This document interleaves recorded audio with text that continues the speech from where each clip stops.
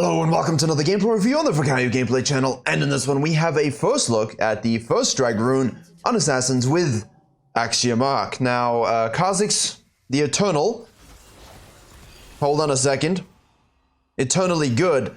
The Q nerfs in terms of percentage that they did a while back, that has influenced obviously those who enjoyed abusing that bonus damage, farming isolation targets, you know, their cooldown refund, etc. But Tanu, our resident challenger, maybe one of the best, if not the best Kha'Zix on the server, well, you have a Gurren, so I'll let you guys debate that in your own opinion. Always has gone for a more aggressive Kha'Zix style, an R-evolved game style, heavy focus on getting action, and I think when you look at the whole meta, and you look at the video I just released on the main channel talking about this, you see that that really has a good effect on Season 12. It's better than AFK farming for sure. Now, the runes on your screen now, it basically means, for those of you who don't know how to read, that you get gold for the damage you do, and you get gold basically every time you attack someone within the first 2.5 seconds, as it says right there. I'll let you read that for those of you who, you know, haven't bothered to do that yet. Obviously, ranged is subsequently a little bit less, purely because if you all remember kleptomancy, diseased, right? Yeah, so, yeah. Caution here, but because of that, it allows us to keep the booties in the Cosmic Insight, allows us to go futures market, basically a lot of gold invested instead of raw damage into your itemization. And when you're a Kha'Zix, when you're a snowball assassin, and you get fed, get fed and get ahead early, man, it feels good. And of course, that Axiom arc to help with ultimate refund cooldown. So with the rune set plus the itemization, you're getting a lot of utility in terms of your item spikes and what your items actually do. The Kiana here has done a blue grump and is obviously going for a 4 camper. If this happens to you, this is on you, alright? You should not be invaded by a blue. You should not be invaded by a blue champion. You should not be invaded by a mid laner on your Raptors and die. Shouldn't happen. Now, before we get too deep into the game, please understand that while this early game is Fiesta and it's good for the mid laner, it's good for the red team, the game in the mid game equal in gold. At around 12 minutes, literally the same kills, the same gold. I made sure the gold graph was a comeback or at least something equal, and then we accelerate to close. It's good to look at that as well. Yes, we've looked historically at bounties. In the last 3 games, we looked at snowballing and closing and really pushing the map, not letting the enemy team come back into the game. In this situation, not only will the game be tied up and basically it will be on Kha'Zix to close it out, the blue team actually does a decent job of keeping it close the whole way through. Now, blue team, not blue jungler, because as you can see, Kiana, I don't get it. Should you, as a jungler, die to the mid laner invading your Raptors? No. Once you have died, should you go out of base to the predictable location where the enemy jungler and support is? Also no. Aphelios also dies. So, when you ditch your support and when you ditch your ADC like that, this is inevitable, so I think you can tell which lane is going to go in blue team's favor. Kha'Zix now cuts across because Silas is disrespecting the map. He's pushing in, goes for flash, gets feared because Vex is a champion that exists in 2021, almost 2022. Where will the Kiana be right now? Quiz yourself. Top side. I hope you said top side. Purely because if she starts top, and she goes down, and she dies, and then she goes back down again, and she dies, what's the most valuable camp on the map for her currently? The one camp she would have taken on the top side, the Grump. It's an edge camp as well. It also gives her the top scuttle control, and Vex is disrespecting that. She shows, she dies.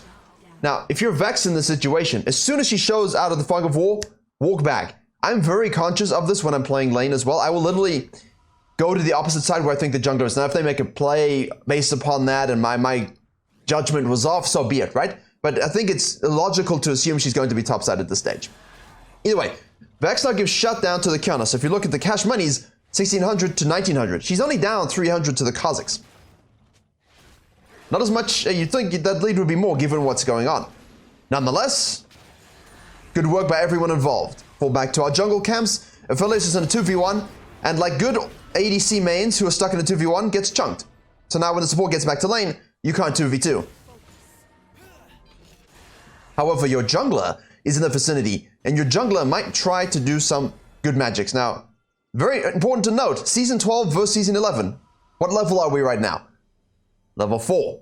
What level would we have been in Season 5? Season 5, holy shit. Season 11, we would have been level 5. Level 5, because that crab gave a huge amount of experience. That 80% reduction costs both junglers here level spikes. Okay? Not the Qiyana maybe, but definitely the Kha'Zix. We could have been level 5, and then maybe you want to look for a bottom lane gank in that situation because you have the experience advantage.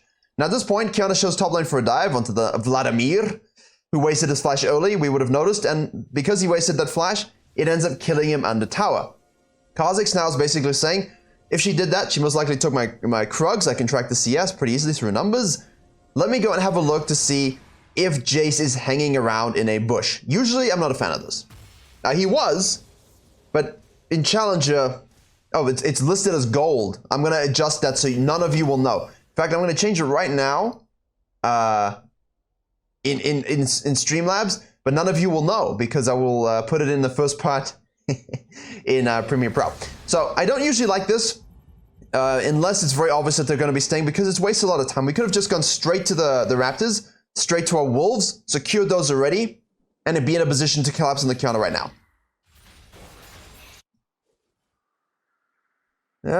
So you basically now you're thinking, especially in low elo games, are they trying to sneak a dragon? I don't think anyone inherently thinks that in high elo, but I mean, it will cross my mind. I think we should go hit that plant. Are they looking for a gank? Are they looking to do the dragon? Are they chilling in a bush somewhere? This is very good by Kha'Zix, because you know that they were walking in this area, so counter must be around here. So instead of finishing the Wolves, he reactively paused and says, let's go have a look-see. Vex also has Prior. Silas isn't in the picture. Let's 4v2 dive this. Look at the wave. This is juicy. A good example of not just farming blind div, looking at the lanes, anticipating where the jungler can be, and if they don't show up, woo! like one of those, what are they called? Those cute baby things that fly between trees. The name escapes me for some reason. Anyway, you know what I mean. With the big eyes, and then just explodes everyone. So that's not quite realistic because they don't do that normally. I like that. That's a really good read. Overall, it's a really good read. Qiyana tries to dive top lane and dies. So in this situation, Qiyana dead, bot lane dead, take a dragon. It's simple, it's easy, anyone can do it. Literally, anyone can do it. The Qiyana, on the other hand, you're going to say, well, what do I do in those situations? Why are you in that situation? Why are you dying to Vex here and then immediately going back to where, you know, the Kha'Zix is? Why are you diving at Vladimir and dying? These are important questions one must ask oneself.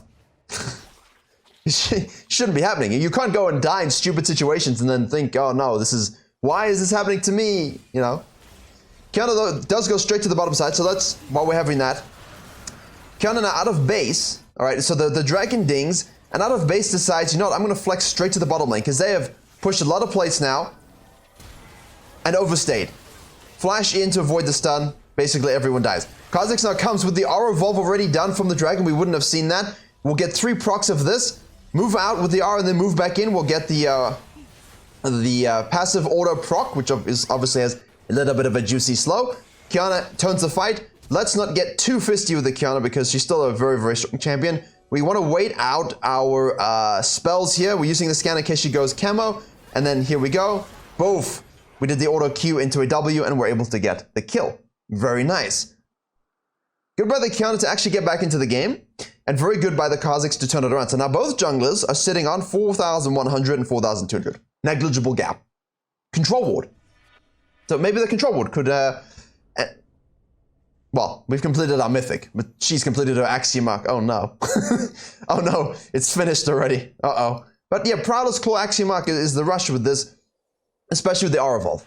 And the first strike, let's actually keep track of this right now. That fight has given us 130 bonus damages and obviously 155 cash monies. Obviously, if you read that at the beginning, you recognize 10% extra damage, which is huge. I mean, it's actually really big when you think about it.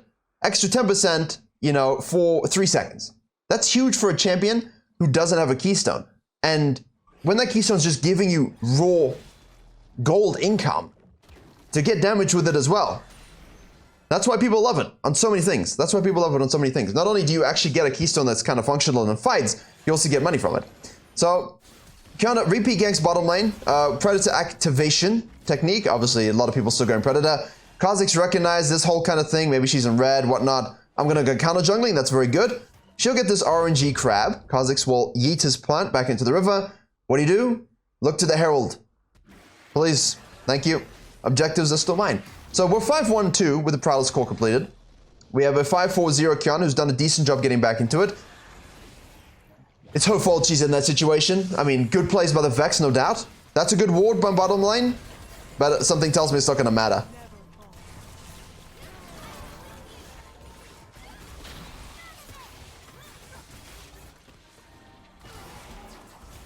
Closer than I thought. Rotation by the Vex. Everyone spreads out so they don't get feared. Okay. He turns that one around.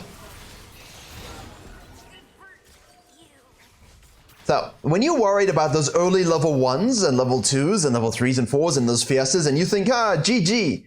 Like, there's a guy on my Discord. Every game at 10, 15 minutes. If he's behind, GG. Or 8 minutes even. Nah. I mean, the Kha'Zix is doing exactly what he's meant to do. The enemy, his laners are kind of floating with losing. We counter jungle the top side, we take the Herald, we fall back down to the mid lane. These things haven't changed in Season 12. And because the thematic of this video is, of course, ultimate cooldown refund and damage while getting gold, we use it on the mid lane and we give ourselves a huge amount of gold by the Herald. Flashes the W there and gets stunned and we get shut down. So, you know, I think most of us, if the Jhin doesn't flash, he dies. But I think most of us are going to try and go for that. Nice of the Kiana to actively path and actually get her back. So she's come back nicely. But now she's down 1,000 gold. 1,000 gold. 1,000 gold. If you're Kiana and you make those plays, you would not expect to be down 1,000 gold. Oh, bottom lane is just running away with it. Now we've reset to the bottom side because there's going to be a dragon spawning. We do have Ninja Tabby completed because heavy AD comp, only Silas, but he doesn't matter, especially if you blow him up first. Vex goes flying like a bat, and we try to yeet and assist, but we don't get to do so. And now because we rested ult, it's on the full cooldown. But fortunately, unfortunately, rather, we don't have this ability just yet. But when we do, use your ult whenever the hell you want. I mean, Nocturne is basically what? Eternal darkness. Not only are they gray screen, it's also black screen. Good trap, good wards. I'm assuming there's deep wards here as well. Yeah, exactly. They just back off. I'm okay with this. Let's float in the river. Let's look to get some deep pressure. Vex goes topside for Roman the Jace. This kind of stuff really bugs me. This kind of stuff really bugs. Like, that's great and all, but there's a dragon up. Now, bottom lane is winning. Now, unfortunately, for blue side bottom lane, they didn't reset in time. So they're not really in a position to actually contest this dragon. And because Aphelios and Lulu are fresh out of base here, we can basically say, well, that's a free dragon for us, but it will come at the expense of the laners because they're just going to say, all right, we don't really want to straight up, 3v3 with the Kha'Zix, but we can definitely go into a fight without the Kha'Zix, and the Kha'Zix just rotates for cleanup.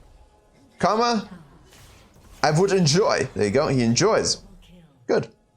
Good. I mean, I still think people are ignoring that dragon way too much now. Guys, it's not Season 11. Those dragon souls, they mean stuff. I mean, they always did mean stuff, but the dragon stats also mean stuff. Yeah? It's not useless, these numbers that get put onto you, as long as you understand how to play around it. We need to be more conscious about the dragons and the power they hold in these fights. Now, there's going to be, as you can see, now we're at 3k gold ahead, but we were, if you're tracking that stuff, equal a moment ago. But a lot of their gold is now very heavily invested into the Kha'Zix. All on Kha'Zix. If you minus his gold lead, the game's pretty much tied in terms of effectiveness. Although Aphelios is really testing the definition of that word. Axiom arc is complete. Here we go. Now the fun times begin. Now the fun times begin. Silas is top lane. Red buff is spawning. Lulu knows this, sees it on the map, is going to go for a cheeky ward. Kha'Zix out of base. I mean, this is good for me. the Kiana's got great reactive pathing, looked to snowball her bottom lane because it's the lane she can rely on. She impacted top lane a little bit. She got a kill, she gave a kill. But the Kha'Zix has played it more relaxed. I will rotate and get those kills and cleanups. I will fight when I need to fight. Here we go. Prowler's Claw with the ult evolve. And we'll see this when we're done here. That's a nice Q. And now it's on a 26-second cooldown. Just in case you were wondering. it's like the only thing, you know, Rengo's in a terrible state, but it's the only thing people were talking about. You know, maybe at least that keeps him a little bit relevant because you can have that ult up as much as possible. But if you can't kill anyone, then obviously when it's like a Hex Tech soul map, it's just kind of doomed. Kha'Zix, on the other hand, with an R evolve plus axiom gets up again. Now we can go do exactly the same thing. And the Prowler's Claw is just, it's just so useful because you get that amp plus the dash. And when you're going with a first strike rune, as we said, you don't exactly have the same kind of burst as you would from a Dark Harvest scaling, from an electric scaling. Obviously, the 10% is nice, and when you do a lot of damage anyway, the 10% is huge, but you don't have that sort of ISO one-shot electric you burst. So obviously having a bit of amp from the Prowler's Claw and the gap closing, that's nice. W evolve second, pretty much absolutely standard. 90% slow on ISO targets. Does anyone wish to be isolated? Okay, so we use our R to get into the bush. There's a control ward, but they won't see because they don't pay attention, but they do see. Sad. In low elo, they still might not see you. They still might not see you. But I like to play there, especially when it's up so frequently, you know? Okay, Aphelios, what's going on here? Lulu ult proving to be absolutely nuts. Aphelios also, you know, when he outranges the whole enemy team, except for Jhin, obviously it makes things kind of difficult. Vladimir decides to go in with leapfrog in, and we get the kill. Nice W for a free assist. Jason, on the other hand, is doing what he can. Split push, take towers. Okay, back in. Prowler's Claw act.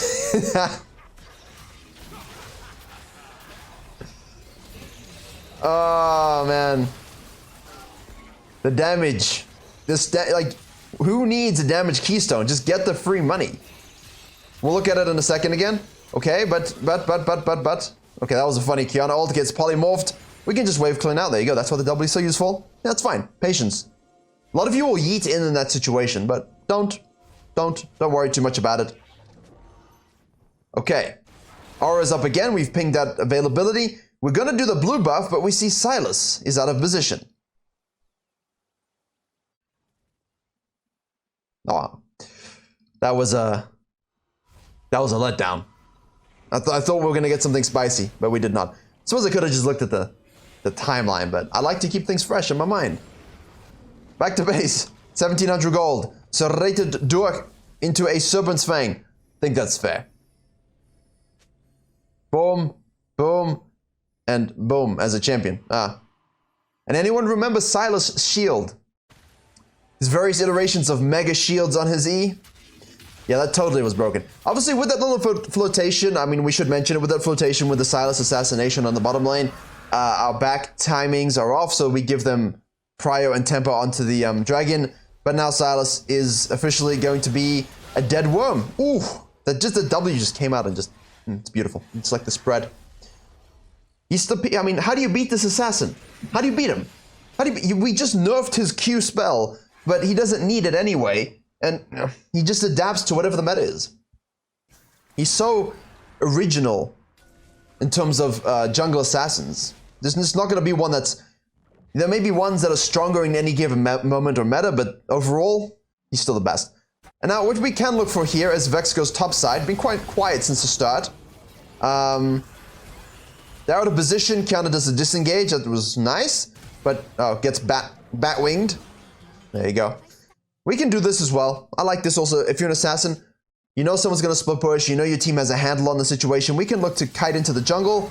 If they rotate there, we kill them. If they show top lane, we can rotate there as well. We can counter jungle. But do be aware that this could be the outcome. Yeah? If you're going to make this play with your ADC and Shadow, do be aware that your team might wipe the rest of the map. But I think that in this situation, that's fine. Because even if the game is equal, down 1k, or the blue team, relatively equal, you still want to push the map. You know, as I said in the video yesterday, you're still looking to push the map. What am I watching? I mean, it's close, but that's an ego trip for someone who was 1-6-2. I pulled this face. I pulled it again. Yikes. So, even in a losing game or in a game where it's kind of equal, you're still looking to push towers, push into their jungle, push the vision control. But as I said in the main channel video, when things don't go well, pull back out. Pull out, protect your... Leave the situation, clear your jungle. I don't know what's wrong. Sleep deprivation strikes again. Okay, we get stunned. This is a little bit of a yeet, but we get shielded. We flash in. We're able to get a whole bunch of kills. Vex follows that up. That was very nicely done. Lulu ult saves the day. That was just good. Lucky, but good. Not lucky. It was skill, but we had a Lulu. From here, you can Baron. But what I'm curious about is, in these situations, when you make those picks, and we go into the Baron, why does the map go super quiet? Because now, in theory, we have the Baron. We have a decent lead at this point, and we now have our Guardian Angel completed. So what causes this sort of dead time? Do we actually... Okay, so Karma shows, Jay shows, Kiana shows. They're all collapsed into that. Maybe a little bit overzealous from the red team, given that they had to base after the Baron. The enemy team would have already respawned and risen from their graves and then trotted onto the map. So they have, in terms of position, they had tempo control. And now we're in a bit of a rough situation. So we're losing and wasting the Baron. In these situations, I usually like to wait for my team a bit more and kind of bush trap rather than go into a lane, but... Well, the Guardian Angel didn't last very long, did it? That's something worth noting. If you kill a team and then go to Baron and then reset, if that took a decent amount of time, they will be on the map before you, even with your empowered recalls, which means they're probably closer to supporting someone that you're collapsing on if you are first, if your team is lagging behind for whatever reason. So keep track of those things when you're an assassin, but we are all human. So it looks like they do the dragon. We can speedrun it. We can speedrun it. So Herald gets activated in the mid lane. Obviously, not ideal, but sometimes you just gotta use it. Flash burn from the Aphelios. Kha'Zix is dead. They should have been respecting that. So in this situation, they're going to get the Baron. We want to protect our blue side jungle. I'm staring at the minimap the whole time at this point, looking for Qs. But at this stage, because bot lane stayed out, now they want to reset. Don't go looking for trouble. Don't die 2v5. Don't overcommit to something. This is now better because we see them, yeah? We have visual confirmation of pathing upside from the map. And we saw people going back to base. And now you can shadow and maybe look for something. If it's not there, don't overcommit again, please. That you cannot afford to do that as the win condition and the carry. Finish off your blue side. Avoid vision detect. Move into the raptor pit. Notice they're gone. Cry a little bit. Say, well, this cannon wave is worth way more anyway, so I'm going to take that. And now, because our team are rejoined, we can use our lead and push into their side of the jungle. So that's great use of dead time. So on the timeline, it can look like, no one did anything. But in actuality, Kha'Zix, a little bit of a death. Unfortunate. Aphelios, for some reason, over pushing and he dies. But it's fine. We're alive. Both in game and in life, right? Okay, Silas is way out of position. Okay, he uses the stopwatch and the yeet flash to get over the wall. Kha'Zix gets out of the situation as well because now you're on the wrong side of the wall. Wait for your spells. All right, wait for your spells. And if your team can do stuff, they can do stuff. If not, you can clean up and you can take the heavy carrying. But when you're low and when you're a squishy assassin, a little bit of a Sean Connery there. Don't yeet in and die. Too many times people are like running into these situations over the wall and just trying to 1v3. Just, if it looks doomed, leave. Go to the edge of the fight. Wait for your cooldowns. Wait for your gap closer to be up again. You do have flash at the same time. So let your team... let the fight evolve, you know, which is quite good. I mean, with the Kha'Zix, really, you're about letting those fights evolve. If you can make a pick beforehand and then chase down, yeah, great. E-evolve, finally, because we are against a full bunch of squishies. So, mobility and resets are the order of the day. Obviously, Q, no, imagine Q in this meta. Mobility, fighting, skirmishing, control, it's all what we love. Another serrated Dirk, just for good measure. Can obviously go into some armor penetration if there were more fightery, tankery people. You should not be here, but at the same time, I mean, that did no damage. I play Zyra, and I like the item, but that was interesting. Are we watching this or what? Good flash there, E out. We get the reset as well.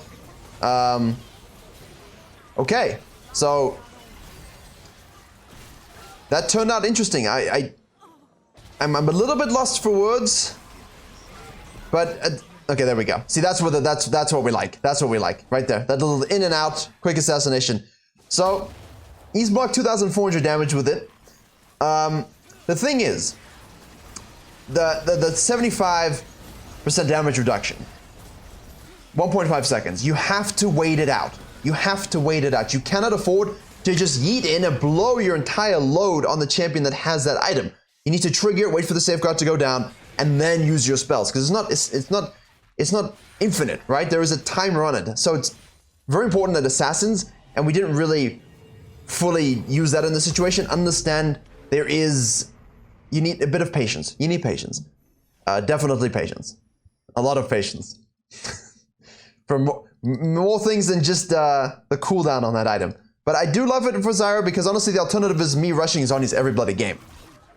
An alternative to a Kha'Zix 99% of the games is I just die. So in a Silas, it's a little bit busted. I'll give you that. On the Silas, who has a sustain, definitely that was a bit weird. But on things like Zyra, it's useful. I mean, the game is horrible when there's a lot of assassins. You just usually accept that you're going to die. But overall, we got the kills. It was close. We played it well. The Lulu helped us. We just played around the win conditions, in and out. And sometimes that has a mid laner doing a good job, and sometimes it doesn't. Now, in the comments, nonsense about how my laners are always inting. Nah. If you don't see the windows for the fights like this, boom, there we go. I love the wing flappies. The EQ with the wing flappies when it's evolved. Haven't seen it a lot in the recent years, have we? It's been very much an RQW evolved meta. But he sees the window, he goes in, he gets ulted, he kills a Jhin. That rhymed, he yeets back in this way. Now he collapses from the flank, uses his ult, gets the shield, doesn't matter. We'll have an auto passive plus a Q and a W. And we do miss the E, but doesn't matter. Repositioning matrix activation. 1v9, 80 carry difference. The announce is really laggy. Don't like it. So there you have it. There you have it. Interesting game. Definitely was equal. You could see here that the pick that led to the Baron was very crucial. The Kha'Zix was the instigator in that situation. Obviously having Lulu helps, but that's the idea behind it anyway. And this early game was nice. I mean, the Kiana reacted, got some cleanup kills herself. Kha'Zix did everything he needed to do from objective control. And they did get 2 dragons. 1 or 2 base, maybe 2 because of our back timings and our suicide. So you could actually have soul at the stage. And if it's a zombie soul or a chain lightning giga turbo slow soul, like from the Hex tech, those can impact the outcomes. But otherwise, there you go, Axiom out with the ultimate refund, the R-Evolve first strike. I didn't check this. Wait, for those of you who are interested, let's have a look-see to the final data. 1,200 damage bonus because of the 10% extra damage, and 1,300 free cash money gold. And that's huge. If you're not full build at this point, you know, that's really, really big. It's not obscene, but it's a free and needlessly large rod if you're an AP player. So that's a lot. The damage is significantly less than Electrocuted Dark Harvest at this stage, so please bear that in mind. It's a little bit extra, which is kind of nice. And if you do a lot of damage as a champion, it's kind of useful, especially in early fights. It gives you gold and it gives you that amp, but think about how you're going to play around it. When you get to these 25 and 30 minute fights, you don't have the resets of the Dark Harvest and the permanent stacking. You don't have the Electrocute single target burst damage.